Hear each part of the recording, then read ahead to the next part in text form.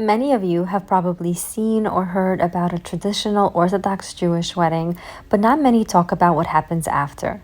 There is such beauty and wisdom to these traditions and customs, and I can't wait to share them with you. After a Jewish couple is married, the first of the Sheva Brachot is done right under the chuppah, and the literal translation of Sheva Brachot is 7 blessings, and it is recited during a festive meal, which is usually hosted by family and friends of the newlyweds. During this meal, the couple is treated like royalty, and everyone celebrates their union.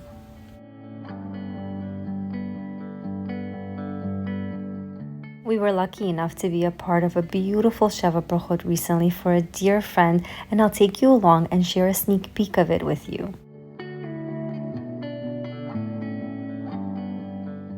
Some Sheva Brachots are done in the host's home while others are in a restaurant. Either way is so meaningful to each couple.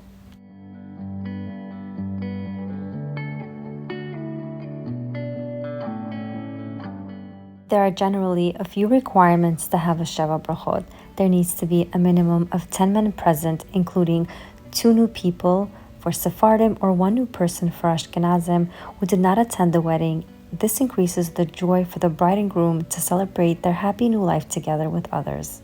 It's also customary to eat a meal and wash for bread. Words of Torah are generally also spoken.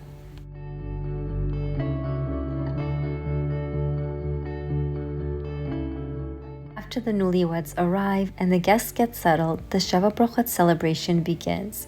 It's just a time spent getting to know each other a little better, having some fun, and making the couple very, very happy with your presence.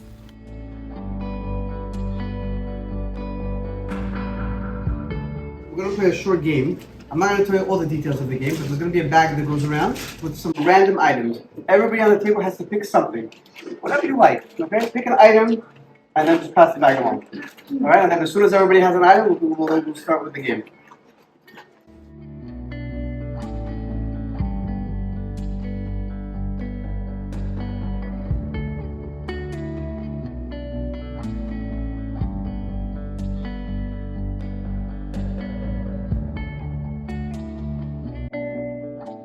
I hope everybody's having a wonderful time. I was in a Sheva Brachot a few months ago, and they did a similar game like this, and I loved it a lot. I thought it was a very nice way for people to be able to express themselves and wish words of bracha and words of mazal tov to the chatan and kala. So each of you have taken some type of an item. It's a very random item.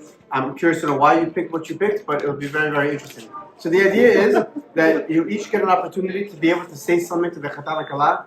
You don't have to speak if you don't want to. Both the husband and wife are encouraged, and you're welcome to say a few words of bracha. It doesn't have to be long, but you say something of the items that you picked. So, for example, if you picked, I don't know, let's say you had the chocolate, or you wish them something very sweet, something you could say something about the chatan and kala. You could wish them the words bracha. You could say whatever you like, but try to incorporate the random item that you were given. I'd like to give the first honor to Rabbi Rudenberg, who I see he picked a Scotch-Brite pad. Very nice. So this is actually the first thing that came out. Oh, very nice. So first of all, if you learn how to use this, Irina will be happy wife, happy life. I'm pretty well acquainted. And I hear you have a really nice kitchen, so you need something in the kitchen, right? This is a sponge, and you can think of this as a metaphor for getting rid of any kind of negativity in the relationship. That was borrowed from my wife. That idea. And only the purpose of sunglasses is that negative rays shouldn't affect your eyes. You should be able to look and to be able to see with clarity without the negativity coming and touching inside your eye. So my blessing to you both is, like the sunglasses, you should look at each other and see no negativity. Rose-colored sunglasses. Rose-colored sunglasses. I chose a hand sanitizer. To some degree, I envy you. We've been married for, Baruch Hashem, 12 years almost. It's been 12 years, yeah. And marriage is an opportunity for a new start. It cleans away all of your averot. because now you are a new entity. Whatever you guys did before individually, you answer for individually. But now you're one single entity, so that's why some people have accustomed to fast on the day of their wedding, is because it's like a Yom Kippur, an atonement for all the sins, and you have a clean slate. So this reminded me of that, the hand sanitizer, that you guys have a new opportunity. It's a blank page. Whatever happened up till now, leave it behind you. From now on, you build your life together, and that's the most important thing. So I got a tea bag. So what came to mind first is that it's very easy to get caught up in life and just forget about nourishing the relationship. So at the end of each day, pour yourselves a cup of tea and reconnect a little bit. Now, I knew what this game was about, so I specifically didn't pick something in advance. I just picked something very random and just put my hand into a bag and I got these. Now, yeah, little playing balls. I'm not even sure where they're from, something for my kids. Now, I'm going to ask you all to please just tell me how many balls are in here. Guess. They're our numbers. 30, 35, 45, 27, 40, 25, 40, 45, 45. 42. Any more? Any more? 55. I see it up close. Yeah. He's gonna count. So far, only one person got it correct. 35. 50. That's what I said. Very nice. Okay, so you obviously all gave very different numbers. Now, you heard 20, you heard 50, and I think I see there's a little more than that. 55, okay. There happens to be exactly 55 in here. So you're the winner. Whoa, the That wasn't the game. Double nickel. The point of it here is that, life throws us all different types of things. I'm Baruch Hashem married 16 years, close to 17. And you can see over here, there's blue balls, green balls, yellow balls, black balls, or white balls. I mean, there's all different colors represent all the different things that come towards us in life. And we never know what ball we're going to get next. And you never know what you're going to get. And sometimes you assess to yourself, so you know what? How many of these can I take? It's so difficult. But at the end of the day, you never really know how many is left. And how many are coming at you, and for what purpose are they coming to you for? Because life, Baruch Hashem, is a surprise. And like all games, you need more than one person to play. Except unless you're playing solitaire, and that's not necessarily fun. But life is full of games. And B'ezrat Hashem, may you always have each other to play games together. You always make each other happy.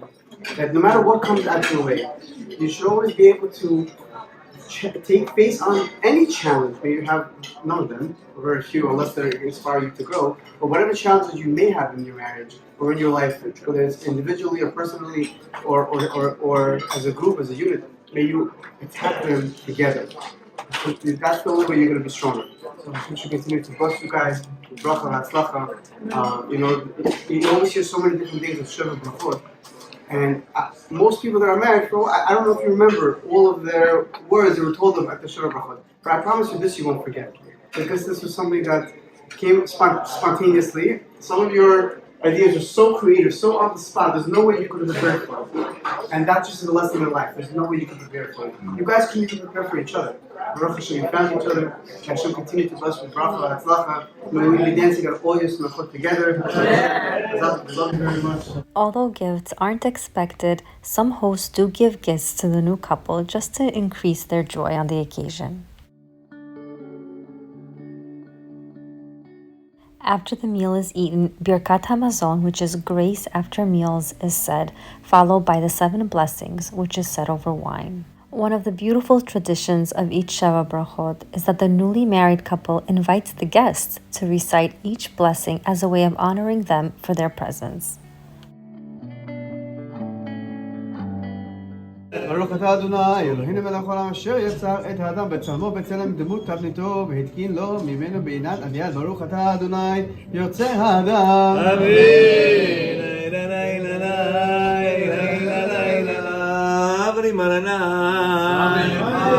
Now that the Sheva Brachot ceremony has been conducted and the grace after meals has been done, there are 2 cups of wine which all get mixed together between the 3 cups, and that wine gets shared with the newly married couple.